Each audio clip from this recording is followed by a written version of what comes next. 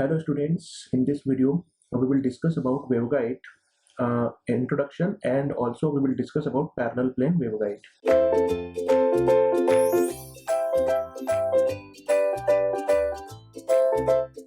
So let me start. What is waveguide? As mentioned in the previous chapter, a transmission line can be used to guide EM wave energy from one point which is generator to another point which is load. Transmission line is also a guided medium, but waveguide is another means of achieving the same goal. It means waveguide is also a guided medium. However, waveguide differs from a transmission line in some respect, although we may regard the latter as a special case of the former. Okay, so a waveguide is a special case of the transmission line. In the first place, the transmission line can support only a transverse electromagnetic wave, TEM wave. Transmission line only support a TEM wave, but whereas waveguide can support many possible filter configuration. Waveguide is a multi-mode. Second, at microwave frequency, roughly 3 to 300 gigahertz, transmission line becomes inefficient due to skin effect and dielectric losses. Waveguide are used at that range of frequencies to obtain larger bandwidth and lower signal attenuation. Moreover, a transmission line may operate from DC to very high frequency. A waveguide can operate only above a certain frequency, which is called as cutoff frequency. Remember, waveguide can only operate after one cutoff frequency, after one certain frequency. Therefore, waveguide acts as a high-pass filter. Thus, waveguide cannot transmit DC, and they become excessively large at frequencies below microwave frequencies. Let me discuss about parallel plane waveguide. It consists of two metallic planes. One metallic plane is placed at x is equal to 0, another metallic plane is placed at x is equal to a, and this is EM wave source from which electromagnetic waves are generating. So if these waves incident at the metallic or conductor plate, so they will perfectly reflect back. And again there will be multiple reflections of all the electromagnetic waves. There will be multiple reflections, and finally the power transmission is along the guide axis, and the guide axis in this case is z axis. Here is the x-axis. So this is called as parallel plane waveguide, which consists of two different metallic planes. They are separated by a distance of a. So now, using wave equation, which is also called as Helmholtz, equation, which is gamma del square E, it is equal to gamma square E. If medium is lossless, it means it is a free space. Then gamma is equal to j omega under root of mu naught into epsilon naught.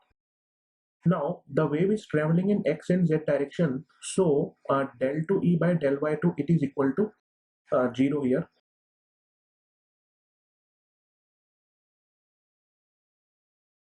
Okay, now so equation becomes del 2 E over del x2 plus del 2 E over del z2, it is minus omega square mu naught epsilon naught into E.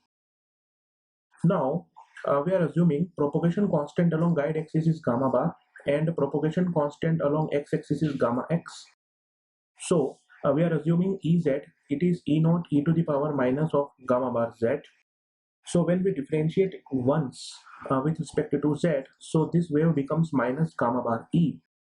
And when we differentiate twice, del 2 E over del z2, so this becomes gamma bar square into E.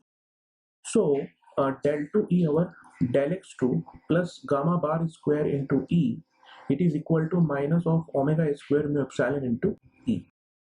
So del 2 E over del x2, it is equal to minus omega square mu epsilon plus gamma bar square into E. This is simple mathematics, and this term is also called as gamma x. So del 2 E over del x2, it is equal to minus of gamma x square into E. So the solution of this equation is Ex, it is equal to C1 sine gamma x into x plus C2 cos gamma x into x. So first metallic plate is at x is equal to 0. So electric field is 0 at the metallic plate. So 0 is equal to C1 sine 0 plus C2 cos 0. Sine 0 is 0, cos 0 is 1. So from here we are getting C2 is equal to 0.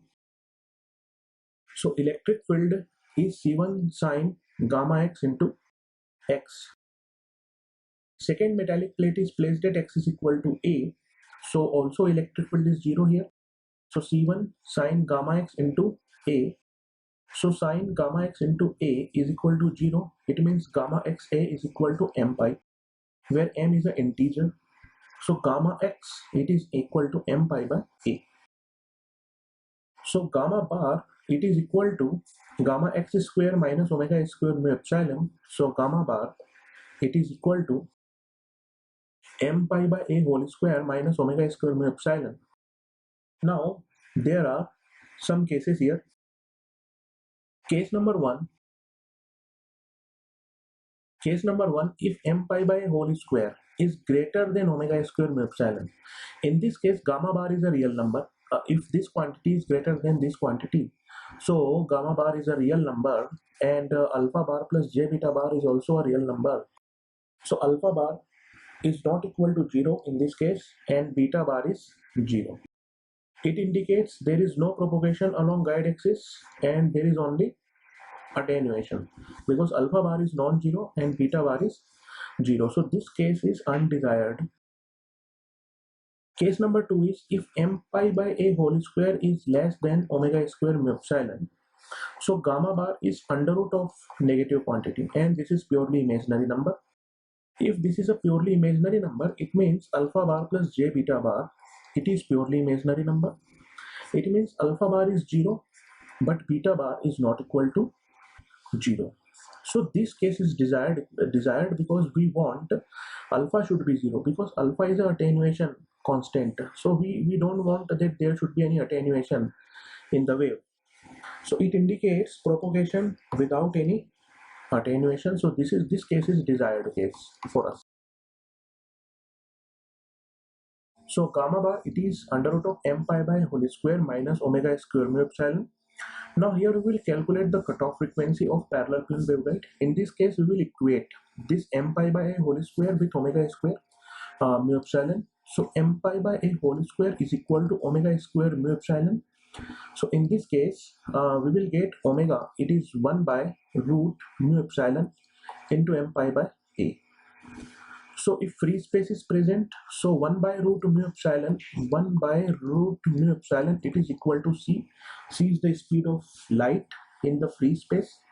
So omega c it is equal to m pi c by A, and omega c is 2 pi fc, it is equal to m pi c by A. So this pi and this pi will cancel each other. So cutoff frequency is mc by 2a.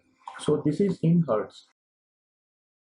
So here is the important thing: if operating frequency is less than cutoff frequency, waveguide will not allow to pass. If f is greater than fc, waveguide will pass that frequency. So waveguide behaves as high pass filter. Also we can calculate the cutoff wavelength lambda c, it is c by fc, so it is c by mc by 2a, it is equal to 2a by m. Okay, so cutoff frequency is the minimum frequency. If any frequency is greater than cutoff frequency, it will pass. If any frequency is less than cutoff frequency, it will not pass into the waveguide. And one thing is important: exactly at f is equal to fc, gamma bar is 0 and alpha bar is 0 and beta bar is also 0. So the wave electric field looks like when m is equal to 1, so there is 1/2 cycle of electric field. When m is equal to 2, then there is 2/2 cycle of the electric field. When m is equal to 3, so there are 3/2 cycles of electric field between the resonating wall. So at exact cutoff frequency, when gamma bar is 0, wave neither propagates nor it attenuates. Wave only resonates between the two guide walls, and this takes place for m such frequencies. Thank you for watching the video.